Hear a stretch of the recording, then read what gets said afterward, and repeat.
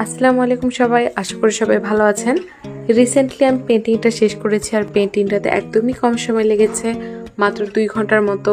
তো আজকে পেন্টিংটা টিউটোরিয়াল শেয়ার করব। ক্যানভাসটা 10x12 ইঞ্চের ক্যানভাস ছিল।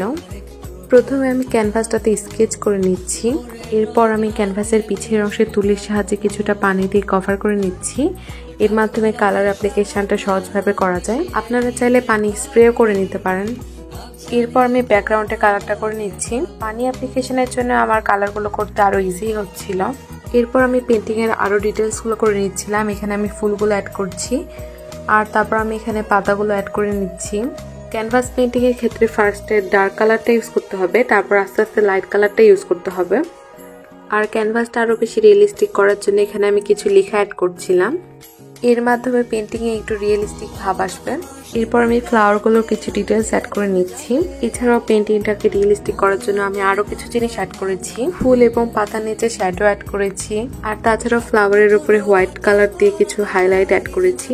তো পেন্টিংটা খুব ইজি ছিল আর খুব কম সময়ের মধ্যে হয়ে গেছে। তো আপনারা চাইলে ওই টাইপের ইজি পেন্টিং গুলো ট্রাই করতে পারেন মাইন্ড রিফ্রেশ করার জন্য। পেন্টিং মাইন্ড রিফ্রেশ করার জন্য অনেক ভালো কাজ করে। তো আজকের ভিডিওটা এই পর্যন্তই। I hope you enjoyed the video. যদিও এনজয় করার মতো কিছুই ছিল না। Thanks for watching.